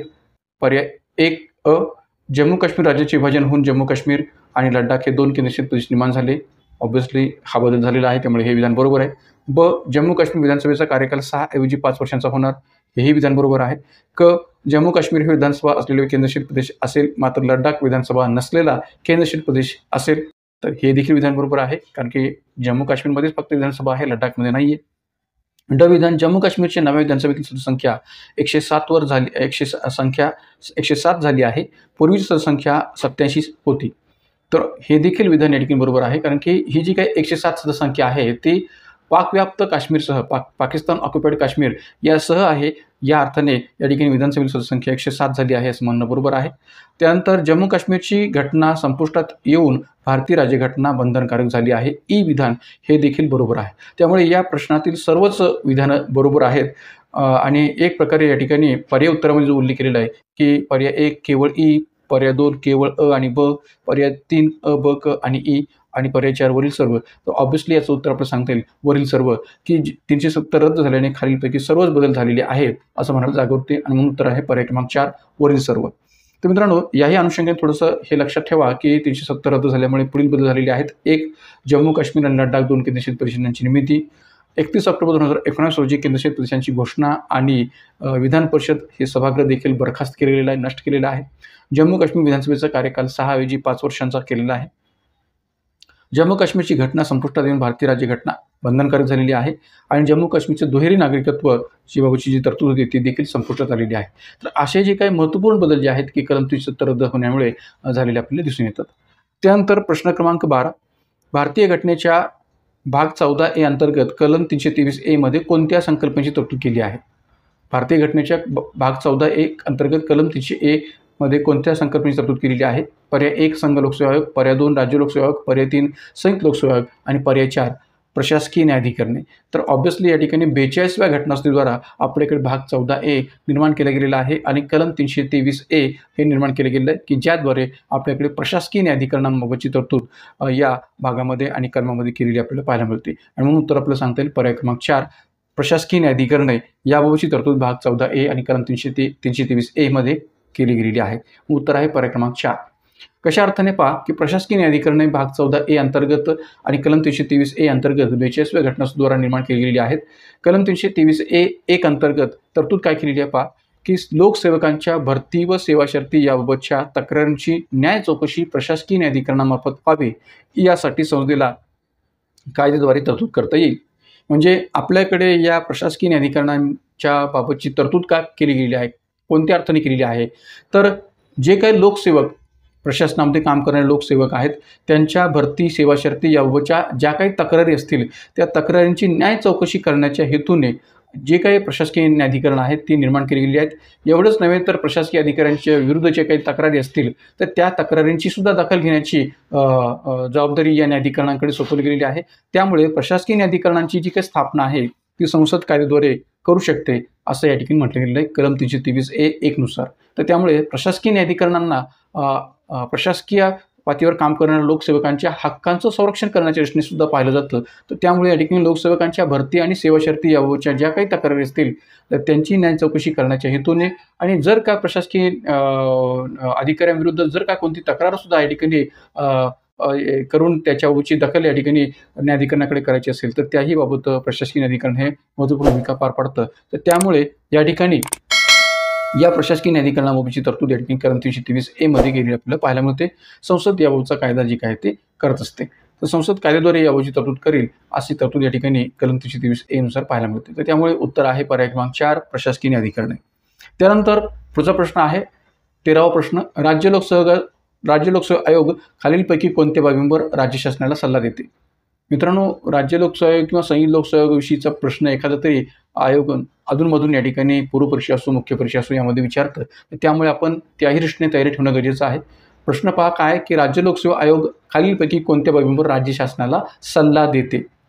तर मित्रांनो, एक लक्षात घ्या की संघ लोकसेवा आयोग असू द्या किंवा राज्य लोकसेवा आयोग असू द्या, या दोन्ही लोकसेवा आयोगांची मुख्य भूमिका जर कोणती असेल तर ती आहे सल्लाविषयक.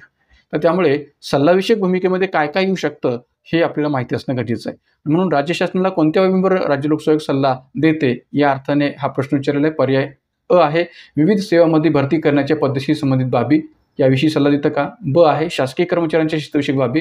क आहे राज्यपालांनी निर्देशित केलेली अन्य कोणतीही बाब. आणि ड शासकीय कर्मचाऱ्यांच्या विभागीय परीक्षा घेण्याबाबत. तर या ठिकाणी पर्याय उत्तर आहेत पर्याय 1 केवळ क, पर्याय 2 अ क आणि ड, पर्याय 3 ब क आणि ड आणि पर्याय 4 वरील सर्व. तर ऑब्व्हियसली याचं उत्तर आहे पर्याय 4 वरील सर्व, की या अ ब क ड या सर्वच दृष्टिकोनातून राज्य शासनाला सल्ला देण्याचं काम राज्य लोकसेवा आयोगाच्या माध्यमातून केलं जातं. का तर या ठिकाणी राज्य लोकसेवा आयोगाची मुख्य भूमिकाच आहे सल्लाविषयक भूमिका, आणि म्हणून उत्तर आहे पर्याय क्रमांक 4 वरील सर्व. पहा की राज्य लोकसेवा आयोग राज्य शासनाला पुढील बाबींवर सल्ला देतं की जी सल्लाविषयक भूमिका ओळखली जाते आणि ती राज्य लोकसेवा आयोगाची मुख्य भूमिका आहे. त्यामध्ये विविध सेवांमध्ये भरती करण्याच्या पद्धती संबंधीच्या बाबीबाबत सल्ला दिला जाऊ शकतो. उमेदवाराच्या नेमणुकीची अर्हता, नेमणुका, पदोन्नती व एका सेवेतून दुसऱ्या सेवेत बदली करताना पालन करावयाची तत्वे याही बाबतीत या ठिकाणी सल्ला देण्याचं काम राज्य शासनाला राज्य लोकसेवा करतं.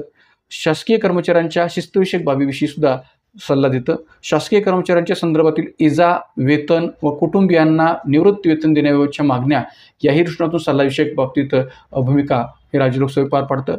त्यानंतर राज्यपालांनी निर्देशित केलेल्या अन्य कोणत्याही बाबीवर राज्य लोकसेवा हा राज्य शासनाला सल्ला देऊ शकतं. शासकीय कर्मचाऱ्यांच्या विभागीय परीक्षा घेणे, शासनाला अशा बाबींविषयी सुद्धा सल्ला देण्याचं काम सुद्धा राज्य लोकसेवेकडून केलं जातं. तर त्यामुळे अशा विभिन्न दृष्टिकोनातून सल्लाविषयक भूमिका ही राज्य लोकसेवा पार पाडतं राज्य शासनाच्या दृष्टीने. तर त्यामुळे उत्तर आहे पर्याय क्रमांक 4.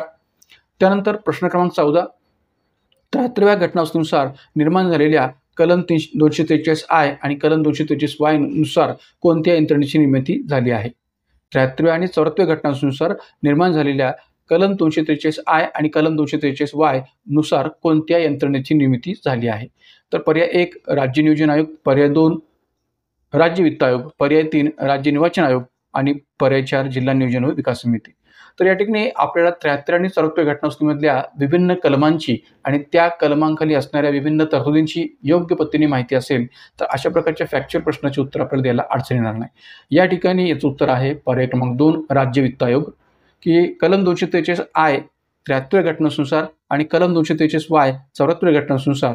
तर या दोन्ही घटनावस्तूनुसार कलम 243 आय आणि वाय खाली राज्य वित्त आयोगाची तरतूद घटनेमध्ये केलेली आहे. राज्य वित्त आयोग ही संस्था किंवा ही संघटन, प्रशासकीय संघटन आपल्याकडे निर्माण केले गेलेलं आहे, की जो राज्य वित्त आयोग आपल्याकडे या ठिकाणी या संबंध स्थानिक स्वराज्य संस्थांच्या बाबतीत जी काही काटकसर म्हणा किंवा एक प्रकारे आर्थिक शिस्त लावण्याच्या दृष्टीने स्थापन केलेला एक महत्त्वपूर्ण आयोग आहे. तर राज्य वित्त आयोगाची तरतूद कलम 243 आय किंवा वाय नुसार कशा पद्धतीने विचार घेतलेली आहे तेही आपण पाहूया. की प्रत्येक घटक राज्यासाठी राज्य वित्त आयोगाच्या स्थापनेची जबाबदारी राज्यपालावर सोपवलेली आहे. प्रत्येक घटक राज्यासाठी राज्य वित्त आयोगाच्या स्थापनेची जबाबदारी राज्यपालावर सोपवलेली आहे. या दुरुस्तीच्या अंमलबजावणीपासून म्हणजे 73 आणि 74 घटनावस्तूच्या अंमलबजावणीपासून 1 वर्षांच्या आत आणि त्यानंतर प्रत्येक 5 वर्षांनी राज्य वित्त आयोगाची स्थापना राज्यपाल करेल. मित्रांनो, हेही लक्षात ठेवा चांगल्या पद्धतीने की 73 आणि 74 घटनावस्तूच्या अंमलबजावणीपासून किती वर्षांच्या आत? तर 1 वर्षांच्या आत व त्यानंतर प्रत्येक 5 वर्षांनी या आयोगाची स्थापना राज्यपाल करेल अशी तरतूद केलेली आहे. आयोगाचं कार्य काय असेल तर पंचायत संस्थांकडून आकारले जाणारे कर, राज्य सरकारच्या कर उत्पन्नातील पंचायत संस्थांचा वाटा, राज्य संचित निधीतून पंचायत संस्थांना मिळणारे अनुदान याबाबतची निश्चिती करणे. म्हणजे थोडक्यात काय तर जसं आपल्याकडे केंद्रीय वित्त आयोग जो काय आहे कलम 280 नुसार स्थापन झालेला आपल्याकडे केंद्रीय वित्त आयोग जो आहे तो घटक राज्य आणि केंद्र सरकार यांच्यातलं करांचं विभाजन जे काय आहे किंवा करांच्या बाबतची या ठिकाणी विभागणी जी काय ती याबाबत महत्त्वपूर्ण भूमिका पार पाडतो. तशाच पद्धतीने हा जो राज्य वित्त आयोग आहे तो राज्य सरकार आणि पंचायत संस्था किंवा स्थानिक स्वराज्य संस्था यांच्याकडून आकारले जाणारे कर, राज्य सरकार आणि स्थानिक स्वराज्य संस्था यांच्या उत्पन्नातील वाटा, राज्य संचित निधीतून पंचायत संस्थांना मिळणारा जे काही विभिन्न अनुदान आहे त्याबाबत अशा सगळ्याच बाबतीत निश्चिती करण्याचं काम जे काय आहे ते या ठिकाणी करत असतो. तर त्यामुळे राज्ययुतकाची भूमिका याही दृष्टीने महत्त्वाची आहे. एवढंच नव्हे तर पंचायत संस्थांना आर्थिक संसाधने पुरवणे किंवा आर्थिक शिस्त लावणे, त्यांची आर्थिक स्थिती सुधारण्यासाठी प्रयत्न करणे याही दृष्टीने राज्य वित्त आयोगाची भूमिका ही महत्त्वपूर्ण आहे. तर त्यामुळे कलम 243 आणि कलम 243 नूसार 73व्या चौथ्या घटनेद्वारा या राज्य वित्त आयोगाची तरतूद केलेली आहे हे म्हणायला जागा होते. म्हणून उत्तर आहे पर्याय क्रमांक 2. त्यानंतर प्रश्न क्रमांक 15, राज्य निर्वाचन आयोगाची खालीलपैकी कोणती कार्य नाही? राज्य निर्वाचन आयोगाची खालीलपैकी कोणती कार्य नाही? पर्याय 1, स्थानिक स्वराज्य संस्थांच्या निवडणुका भयमुक्त व न्याय वातावरणामध्ये घेणे. पर्याय 2, विधान परिषदेतील स्थानिक स्वराज्य संस्थांच्या प्रतिनिधींची निवडणूक घेणे. पर्याय 3, नागरिकांना सौजन्यपूर्वक वागणूक देऊन मतदारांना सर्वतोपरी मदत करणे. आणि पर्याय 4, आचारसंहिता लागू करणे. तर ऑब्व्हियसली या ठिकाणी याचं उत्तर आहे पर्याय क्रमांक 2, विधान परिषदेतील स्थानिक स्वराज्य संस्थांच्या प्रतिनिधींची निवडणुका घेणे. तर मित्रांनो, एक लक्षात घ्या की आपल्याकडे राज्य निर्वाचन आयोग हा फक्त आणि फक्त स्थानिक स्वराज्य संस्थांच्या निवडणुकांसाठी स्थापन केला गेलेला आहे. तो विधान परिषदेतील स्थानिक स्वराज्य संस्थांच्या प्रतिनिधींच्या निवडणुका घेण्यासाठी स्थापन झालेला नाहीये. तर त्यामुळे या ठिकाणी पर्याय क्रमांक 2 हे याचं उत्तर आहे की विधान परिषदेतील स्थानिक स्वराज्य संस्थांच्या प्रतिनिधींची निवडणूक घेण्याकरिता राज्य निर्वाचन कार्य करीत नाही किंवा त्याचं ते कार्य नाहीये. एक लक्षात घ्या की राज्य निर्वाचन आयोगाची जेव्हा आपण कार्यांचा विचार करतो तेव्हा त्याच्यामध्ये कोणत्या कार्यांचा संदर्भ आपल्याला सांगता येऊ शकेल का? तर विधान परिषदेच्या जे काही प्रतिनिधी आहेत त्यांची निवडणूक ही महाराष्ट्राचा जो काही मुख्य निर्वाचन अधिकारी आहे तो केंद्रीय निर्वाचन आयोग किंवा भारत निर्वाचन आयोगाच्या सल्ल्यानुसार किंवा त्यांच्या सूचनेनुसार या ठिकाणी घेत असतो. विधान परिषदेतल्या प्रतिनिधींची निवडणूक जी आहे किंवा विधान परिषद सदस्यांची जी काही निवडणूक पार पडते ती या ठिकाणी मुख्य निर्वाचन अधिकारी महाराष्ट्र यांच्या नियंत्रणाखाली पार पडते आणि ती भारत निर्वाचन आयोगाच्या या ठिकाणी सूचनेनुसार पार पडत असते. तर त्यामुळे या ठिकाणी तिथं राज्य निर्वाचन आयोगाचा संबंधच येत नाही. राहिला प्रश्न राज्य निर्वाचन आयोगाच्या कार्यांचा, तर त्यामध्ये विभिन्न कार्यांचा उल्लेख करता येऊ शकेल ज्यामध्ये ज्या काही महाराष्ट्रातल्या संबंध स्थानिक स्वराज्य संस्थांच्या निवडणुका आहेत त्या भयमुक्त व न्याय वातावरणामध्ये घेणे, निवडणुकीसंबंधीची सर्व जबाबदारी व कर्तव्य पार पाडणे हे आयोगाचं ध्येयधोरण असतं. निवडणुकीसंबंधी सर्व जबाबदारी व कर्तव्य पार पाडण्याबरोबरच या ठिकाणी संबंध निवडणुका घ्यावयाच्या दृष्टिकोनातून ज्या काही यादी आहे ती यादी तयार करणे, म्हणजे एक प्रकारे महापालिका, नगरपरिषद, नगरपंचायत, जिल्हा परिषद, पंचायत समिती, ग्रामपंचायत यांची यादी तयार करणे की ज्या ठिकाणी निवडणुका घ्यावयाच्या आहेत. त्यानंतर रिक्त पदांच्या पोटनिवडणुकांचा कार्यक्रम आखणे, स्थानिक स्वराज्य संस्थांच्या सार्वजनिक निवडणुका विहित मुदतीत पार पाडणे. या आयोगास राजकीय पक्षांची नोंदणी करण्याचे व नोंदणी रद्द करण्याचे अधिकार सुद्धा दिले गेलेले आहेत. जसं भारत निर्वाचन आयोगाकडे तसे अधिकार आहेत तसेच राज्य निर्वाचन आयोगाकडे सुद्धा दिले गेलेले आहेत. नागरिकांना सौजन्यपूर्ण वागणूक व मतदारांना सर्वतोपरी मदत करण्यासाठी आयोग नेहमी कटिबद्ध असतो. मतदारसंघांची आखणी करणे, ज्या वेगवेगळ्या प्रकारच्या स्थानिक स्वराज्य संस्था आहेत त्यातल्या मतदारसंघांची आखणी करणे आणि मतदान केंद्रांची व्यवस्था करणे या अनेक ज्या काही भूमिका आहेत किंवा कार्य जे आहेत ते राज्य निर्वाचन आयोगाला स्थानिक स्वराज्य संस्थांच्या निवडणुकांच्या दृष्टीने पार पाडावे लागतात. तर ही संबंध कार्य आपल्याला सांगता येतील. त्यानंतर प्रश्न क्रमांक 16, शिवसेना या राजकीय पक्षास खालीलपैकी कोणत्या घटक राज्यातून निवडणूक लढवत असताना आपल्या पक्षचिन्हाचा त्याग करावा लागेल? पर्याय 1 आसाम, पर्याय 2 झारखंड, पर्याय 3 राजस्थान आणि पर्याय 4 बिहार.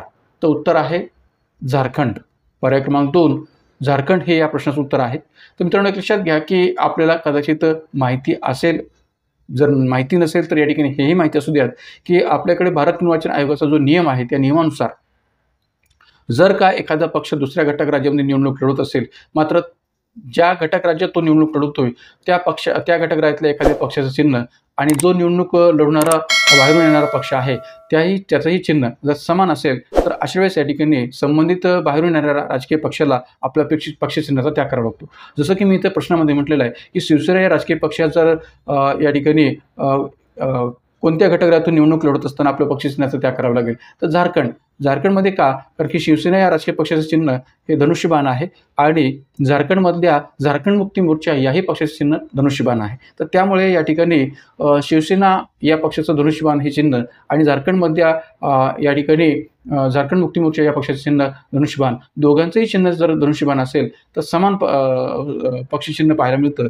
त्यामुळे शिवसेना हा पक्ष काय झारखंडमधला नाही, तो महाराष्ट्रातला आहे. तर त्यामुळे तो बाहेरून येणारा पक्ष आहे आणि त्यामुळे झारखंडमध्ये निवडणूक लढवत असताना त्यांना आपल्या पक्षचिन्हाचा त्याग करावा लागतो. आणि विशेष म्हणजे मागच्या झारखंड विधानसभेच्या निवडणुकीमध्ये सुद्धा असा पक्षत्याग त्यांनी केलेला होता, हेही लक्षात घेण्याची गरज आहे. तर त्यामुळे या ठिकाणी उत्तर आपलं सांगता येईल झारखंड. समान चिन्ह असलेले राजकीय पक्ष भारतामध्ये मोठ्या प्रमाणात पाहायला मिळतात, की ज्यामध्ये शिवसेना, झारखंड मुक्ती मोर्चा यांचं चिन्ह आहे धनुष्यबाण. त्यानंतर Telugu Desam, Samajwadi party, Kerala Congress, Manipur people's party यांचं चिन्ह आहे सायकल. बहुजन समाज पार्टी आणि आसाम गण परिषद यांचंही चिन्ह आहे हत्ती. तर त्यामुळे अशी समान चिन्ह असणारे बहुतांश राजकीय पक्ष आपल्याला पाहायला मिळतात, की ज्यांना जेव्हा त्या पर्टिक्युलर घटक राज्यामध्ये निवडणूक लढवायची असते, तेव्हा त्यांना आपलं पक्षचिन्हाचा त्याग करावा लागतो, कारण की तिथल्याही राजकीय पक्षाचे चिन्ह जर तेच असेल तर. तर या संबंध अर्थाने या संबंध राजकीय पक्षांची समान चिन्ह आणि त्या राजकीय पक्ष कोणते आहेत ते लक्षात ठेवा. त्यानंतर पुढचा प्रश्न आहे, खालीलपैकी कोणती जोडी चुकीची आहे? राजकीय पक्ष आणि चिन्ह. पर्याय 1 तेलुगू देसम, चिन्ह आहे सायकल. पर्याय 2 मणिपूर पीपल्स पार्टी, चिन्ह आहे सायकल. पर्याय 3 राष्ट्रीय जनता दल, चिन्ह आहे कंदील. आणि पर्याय 4 आसाम गण परिषद, चिन्ह आहे पतंग. तर या ठिकाणी चुकीची जोडी आहे पर्याय क्रमांक 4 आसाम गण परिषद. पतंग हे चिन्ह या ठिकाणी चुकीचं आहे, कारण की आसाम गण परिषदचं चिन्ह आहे हत्ती. जसं बहुजन समाज पार्टी या पक्षाचे चिन्ह आहे हत्ती, तसंच या ठिकाणी आसाम गण परिषद याही पक्षाचं चिन्ह आहे हत्ती. तर त्यामुळे पर्याय क्रमांक 4 हे याचं उत्तर आहे, की आसाम गण परिषद पतंग हे चिन्ह या ठिकाणी चुकीचं आहे. ॲक्च्युली पतंग हे चिन्ह जे काय आहे ते आपल्याकडे MIM पक्षाचं चिन्ह म्हणून ओळखलं जातं. तर त्यामुळे या ठिकाणी आसाम गण परिषद हे या ठिकाणी पतंग या अर्थाने त्यांचं चिन्ह नाही आहे, तर आहे त्यांचं हत्ती हे चिन्ह आहे. त्यामुळे आसाम गण परिषद, की जो 1985 मध्ये आसाममध्ये स्थापन झालेला पक्ष आहे आणि या ठिकाणी यांचं चिन्ह आहे हत्ती. आसाम गण परिषद या एक प्रकारे पक्षाची जी काही एक प्रकारे वाटचाल जी आहे ती आसामबरोबरच सिक्कीम या ठिकाणी आपल्याला पाहायला मिळते. तर आसाम आणि सिक्कीम या दोन्ही घटकांच्या पातळीवर हा पक्ष या ठिकाणी कार्यरत आहे. त्यानंतर पुढचा प्रश्न क्रमांक 18 खालील विधाने वाचा. सार्वजनिक धोरणांच्या अंमलबजावणीत NGOचा सहभाग. ब शेतकऱ्यांना आरक्षण देणे. क राष्ट्रीय स्तरावर हरित क्रांतीला प्राधान्य देणारे कृषी धोरण आखणे. ड मुक्त अर्थव्यवस्थेमध्ये सार्वजनिक क्षेत्राचा विकास करणे. वरील विधानांचा संबंध कोणत्या राजकीय पक्षाच्या जाहीरनाम्याशी आहे? पर्याय 1 शिवसेना, पर्याय 2 राष्ट्रवादी काँग्रेस, पर्याय 3 काँग्रेस आणि पर्याय 4 तृणमूल काँग्रेस. मित्रांनो, लक्षात घ्या की जेव्हा आपल्याकडे राजकीय पक्ष या दृष्टिकोनातून कोणत्या ना कोणत्या परीक्षेमध्ये प्रश्न विचारले जातात, तेव्हा अधिकाधिक प्रश्नांचं स्वरूप जे काय आहे ते राजकीय पक्षांच्या या 4 घटकांच्या दृष्टिकोनातून विचारलं जातं, की राजकीय पक्षाची स्थापना केव्हा झालेली आहे, राजकीय पक्षांचं चिन्ह काय आहे, त्याचबरोबर राजकीय पक्षांचं या ठिकाणी विचारसरणी काय आहे, राजकीय पक्षांचं नेतृत्व काय आहे, अशा वेगवेगळ्या पातळीवरचे प्रश्न या ठिकाणी आयोगाकडून विचारले जातात. त्यामुळे प्रत्येक राजकीय पक्षाचं नेतृत्व, चिन्ह, त्यांचा स्थापना आणि एक प्रकारे त्यांची जाहीरनामा किंवा त्यांचा विचारसरणीचा कोणता भाग आहे हे आपल्याला माहिती असलंच पाहिजे. तर या ठिकाणी वरील विधानासंबंध कोणत्या राजकीय पक्षाच्या जाहीरनाम्याशी आहे किंवा विचारसरणीशी आहे असा प्रश्न विचारलेला आहे आणि पर्याय दिलेत शिवसेना, राष्ट्रवादी काँग्रेस, काँग्रेस आणि तृणमूल काँग्रेस. तर या ठिकाणी एक लक्षात घ्या की भारत निर्वाचन आयोगाकडे प्रत्येक राजकीय पक्षाची घटना जी काय आहे ती सबमिट केलेली असते, दिलेली असते आणि त्या घटनेमध्ये त्यांच्या विचारसरणीचाही संदर्भ आपल्याला पाहायला मिळतो, जाहीरनामे संदर्भ आपल्याला पाहायला मिळतो. तर या ठिकाणी याचं उत्तर काय सांगता येईल? तर पर्याय क्रमांक 2 राष्ट्रवादी काँग्रेस हे या ठिकाणी या विचारणीशी संबंधित असणारा पक्ष आहे किंवा जाहीरनाम्याशी संबंधित असणारा पक्ष आहे. म्हणून उत्तर आहे पर्याय क्रमांक 2 राष्ट्रवादी काँग्रेस. राष्ट्रवादी काँग्रेसच्या पातळीवर आपण विचार केला तर त्यांची विचारसरणी किंवा जाहीरनाम्यामध्ये इतर जे काही या ठिकाणी मुद्दे आहेत ते या प्रकारचे आहेत की देशातील सर्वोच्च पदी भारतात जन्मलेली व्यक्ती राहील या दृष्टीने नागरिकत्वाच्या कायद्यात बदल. मित्रांनो, राष्ट्रवादी काँग्रेसची स्थापना 1999 मध्ये जी झाली होती ती याच हेतूने झाली होती की सोनिया गांधी या भारताच्या पंतप्रधानपदी येऊ नयेत या गोष्टीला विरोध करण्याच्या दृष्टीतूनच काँग्रेसमधून बाहेर पडून राष्ट्रवादी काँग्रेसची स्थापना शरद पवार, तारिक अनवर आणि PA संगमा या 3 नेत्यांनी एकत्र येऊन केली होती. म्हणजे सोनिया गांधीच्या नेतृत्वाला विरोध म्हणूनच या ठिकाणी 1999 मध्ये या राष्ट्रवादी काँग्रेसची स्थापना झाली होती आणि त्यांनी म्हणूनच आपल्या जाहीरनाम्यामध्ये हा उल्लेख केलेला आहे की देशातील सर्वोच्च पदी भारतात जन्मलेली व्यक्तीच राहील या दृष्टीने नागरिकत्वाच्या कायद्यात बदल. दुसरा पर्याय दुसरा जे विचारसरणीचा भाग आहे तो म्हणजे काय की लष्करी जवान व अधिकारी यांच्यासाठी कायमस्वरूपी वेगळा वेतन आयोग असावा. जसं आपल्याकडे वेतन आयोग स्थापन केला जातो तसं आपल्याकडे 8वा वेतन आयोग सुद्धा स्थापन केला जाणार आहे. तर त्या पातळीवर लष्करी जवान आणि अधिकारी यांच्यासाठी कायमस्वरूपी वेगळा वेतन आयोग असावा. सर्वांसाठी जो वेतन आयोग असतो तोच या ठिकाणी त्यांच्यासाठी असू नये, तर स्वतंत्र असा वेतन आयोग लष्करी जवान आणि अधिकाऱ्यांच्यासाठी असावा असं त्यांनी आपल्या जाहीरनाम्यात स्पष्ट केलेलं आहे. राष्ट्रीय स्तरावर हरित क्रांतीला प्राधान्य देणारे कृषी धोरण आखणे. ज्या शरद पवारांनी या पक्षाची स्थापना केली ते पहिल्यापासून शेती या क्षेत्राला किंवा शेती या घटकाला अधिकाधिक महत्त्व देतात. त्यामुळे त्यांच्या या जाहीरनाम्यामध्ये किंवा विचारसरणीमध्ये याचा संदर्भ असणं आवश्यक होतं. तर त्यामुळे राष्ट्रीय स्तरावर हरित क्रांतीला प्राधान्य देणारे कृषी धोरण आखणे असंही आपल्याला त्यांच्या विचारसरणीचा भाग सांगता येईल. राष्ट्रीय पातळीवर सर्वांकष महिला धोरण. राष्ट्रवादी काँग्रेस हा पहिल्यापासून महिलांच्या बाबतीत या ठिकाणी अवेअर राहिलेला आहे आणि त्यामुळे त्यांच्या विचारसरणीमध्ये राष्ट्रीय पातळीवर सर्वंकष महिला धोरण आखणं यालाही प्राधान्य दिले गेलेलं आहे. अल्पसंख्याकांसाठी स्वतंत्र खाते व घटनात्मक दर्जा असणारा आयोग यालाही त्यांनी आपल्या विचारसरणीमध्ये स्थान दिलेलं आहे. महिलांच्या आरोग्यावर विशेष भर यालाही ते प्राधान्य देतात आणि वाढते रेल्वे अपघात विचारात घेता ठोस उपायांसाठी रेल्वे सुरक्षा आयोग स्थापन करण्यात यावा. म्हणजे भारतातले वाढते रेल्वे अपघात विचारात घेता जर का स्वतंत्र असा रेल्वे सुरक्षा आयोग असेल तर तो या ठिकाणी चांगल्या प्रकारची उपाययोजना करू शकेल. या अर्थाने रेल्वे सुरक्षा आयोगाची ही तरतूद आपल्या विचारसरणीमध्ये त्यांनी केलेली आहे. तर राष्ट्रवादी काँग्रेसच्या विचारसरणीमध्ये हे संबंध घटक आपल्याला पाहायला मिळतील हे इथं स्पष्ट करता येईल. मग राष्ट्रवादी काँग्रेस ही शरद पवार गटाची असो किंवा अजित पवार गटाची असो दोघांच्याही विचारसरणीमध्ये फरक नाही आहे. दोन्ही पातळीवर या ठिकाणी ही विचारसरणी आपल्याला लागू करता येऊ शकेल. त्यानंतर प्रश्न क्रमांक 19, महाराष्ट्रातील कोणत्या 2 राजकीय पक्षांचे वर्धापन दिवस हे जून महिन्यात असतात? महाराष्ट्रातील कोणत्या राजकीय पक्षांचे वर्धापन दिवस हे जून महिन्यात असतात? पर्याय 1 शिवसेना व भाजप, पर्याय 2 शिवसेना व राष्ट्रवादी काँग्रेस, पर्याय 3 बहुजन विकास आघाडी व राष्ट्रीय जनता दल आणि पर्याय 4 यापैकी नाही. तर मित्रांनो एक लक्षात घ्या की या ठिकाणी महाराष्ट्रातले असं म्हटलेलं असल्यामुळे ऑब्व्हियसली महाराष्ट्रातल्याच पक्षांचा विचार करावा लागेल. तर या ठिकाणी उत्तर सांगता येईल शिवसेना आणि राष्ट्रवादी काँग्रेस. का तर आपल्याकडे शिवसेना या राजकीय पक्षाची स्थापना ही 19 जून 1966ला झालेली आहे आणि राष्ट्रवादी काँग्रेस या पक्षाची स्थापना 10 जून 1999 झालेली आहे. मग आपलं विचारलं काय की जून महिन्यात कोणत्या 2 राजकीय पक्षांचे वर्धापन दिवस असतात? तर राष्ट्रवादी काँग्रेस याची स्थापना 10 जून 1999 झालेली आहे. जून महिन्यातच त्यांची स्थापना झालेली आहे आणि शिवसेनेची ही स्थापना 19 जून 1966ला झाली असल्यामुळे जून महिन्याचा संदर्भ स्थापना दृष्टीने सांगता येतो. तर त्यामुळे या ठिकाणी राष्ट्रवादी काँग्रेस आणि शिवसेना हेच उत्तर आपल्याला स्पष्ट करता येईल. मित्रांनो एक लक्षात घ्या की मी अधिकाधिक प्रश्न जे काय आहेत ते राजकीय पक्ष किंवा निवडणुकांच्या दृष्टिकोनातून विचारण्याचा संदर्भ या टेस्ट पेपरमध्ये का घेतलेला आहे? तर आगामी कालखंडात या दृष्टीने प्रश्न विचारण्याची संख्या अधिक असेल असं मला वाटतं. कारण की मागच्या लोकसभा निवडणुका किंबहुना या ठिकाणी विधानसभा निवडणुकांचा संदर्भ विचार घेता अधिकाधिक प्रश्न या दृष्टीने विचारायला वाव आहे आणि म्हणून या ठिकाणी यांचा संदर्भ मी घेतलेला आहे. प्रश्न क्रमांक 20 पहा.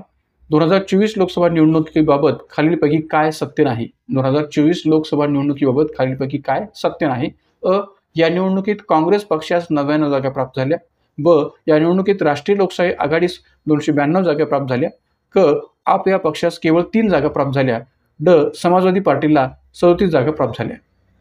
पर्याय उत्तरे: पर्याय 1 केवळ अ आणि ब, पर्याय 2 केवळ क आणि ड, पर्याय 3 केवळ ख आणि पर्याय 4 सर्व विधाने सत्य. तर मित्रांनो एक लक्षात घ्या की या ठिकाणी याचं उत्तर आहे सर्व विधाने सत्य, पर्याय क्रमांक 4. का तर जी काही आकडेवारी या ठिकाणी वेगवेगळ्या राजकीय पक्षांच्या दृष्टिकोनातून जागांच्या पातळीवर दिलेली आहे ती बरोबर आहे की काँग्रेस पक्षास 99 जागा, राष्ट्रीय लोकशाही आघाडीस म्हणजेच NDS 292 जागा, आप पक्षास 3 जागा आणि ज्या समाजवादी पार्टीने भाजपचं स्वप्न 300 पारच्या बाबतचं जे स्वप्न आहे ते धुळीस मिळवलं त्या समाजवादी पार्टीला या ठिकाणी 37 जागा प्राप्त झाल्या होत्या आणि त्या 37 जागांमुळेच भाजपला 300पेक्षा अधिक जागा 2024च्या लोकसभा निवडणुकीमध्ये प्राप्त होऊ शकल्या नाहीत आणि म्हणून या ठिकाणी एक प्रकारे 292वरच त्यांची लोकशाही आघाडी जी आहे ती सीमित राहिली. तर त्यामुळे या ठिकाणी हे सर्वच जे पर्याय आहेत ते बरोबर आहेत, सत्य आहेत आणि म्हणून या ठिकाणी उत्तर सांगता येईल पर्याय क्रमांक 4 सर्व विधाने सत्य. कशा अर्थाने पुढे आपण पाहूया की आता पहा की जे काय 2024 लोकसभा निवडणुका झाल्या होत्या त्यामध्ये भाजपला 240 जागा प्राप्त झाल्या होत्या, काँग्रेसला 99 जागा प्राप्त झाल्या होत्या आणि अदर्स म्हणजेच एक प्रकारे इतर पक्षांना 204 जागा प्राप्त झाल्या होत्या. एकंदरीत आपण NDA आणि इंडिया आघाडीच्या स्तरावर जर विचार केला तर NDAला 292 जागा प्राप्त झालेल्या होत्या आणि जी काही इंडिया आघाडी होती त्यांना 234 जागा प्राप्त झालेल्या होत्या.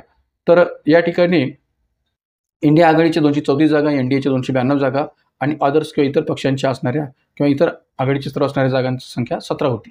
एवढंच नव्हे तर पक्षाच्या पातळीवर आपण विचार केला तर BJPला 240 जागा, इंडियन नॅशनल काँग्रेस 99 जागा, समाजवादी पार्टी 37 जागा, TMC 29 जागा, TDP 16 जागा, JDU जी नितीश कुमार यांची पार्टी आहे तर त्यांना 12 जागा, RJD लालू प्रसाद यादवची पार्टी यांना 4 जागा आणि आप पक्षाला 3 जागा प्राप्त झालेल्या होत्या. तर अशा वेगवेगळ्या राजकीय पक्षांच्या जागांच्याही पातळीवर आपण जागांची संख्या किंवा सदस्य संख्या लक्षात ठेवण्याची गरज आहे कारण की त्याही दृष्टिकोनातून प्रश्न विचारायला यावेळेला वाव आहे. तर त्यामुळे अशा या निवडणुकांविषयीचे प्रश्न किंवा एक प्रकारे या ठिकाणी राजकीय पक्षांविषयीचे प्रश्न हे आपण तयार ठेवणं गरजेचं आहे आगामी परीक्षांच्या पातळीवर मागच्या लोकसभा आणि विधानसभा निवडणुकांचा विचार करता. तर मित्रांनो अशा प्रकारे या टेस्ट पेपर 3मध्ये हे 20 प्रश्न आपण या ठिकाणी दिलेले होते, की ज्याचं विश्लेषण आपण या ठिकाणी केलेलं आहे. मित्रांनो, आगामी टेस्ट पेपर 4मध्ये सुद्धा अनेक नवीन प्रश्नांसह आपण या ठिकाणी या विश्लेषणाचा जो काही भाग आहे तो कंटिन्यू करणार आहोत. तर याही व्हिडिओला आपण जर अधिकाधिक विद्यार्थ्यापर्यंत पोहोचवलं तर अधिक चांगलं होईल, की जेणेकरून आपल्याला अधिकाधिक विद्यार्थ्यांना आपल्या टेस्ट पेपरचा जो काही फायदा आहे तो घेता येऊ शकेल. तर मित्रांनो, हा देखील व्हिडिओ अधिक विद्यार्थ्यापर्यंत, गरजू विद्यार्थ्यापर्यंत आणि तयारी करणाऱ्या विद्यार्थ्यापर्यंत पोहोचवा आणि त्याचबरोबर आपल्या या YouTube चॅनलला सुद्धा अधिक संख्येने सबस्क्राईब करा, लाईक करा, शेअर करा. तर आजच्या या व्हिडिओच्या विश्लेषणामध्ये आपण थांबूयात. धन्यवाद.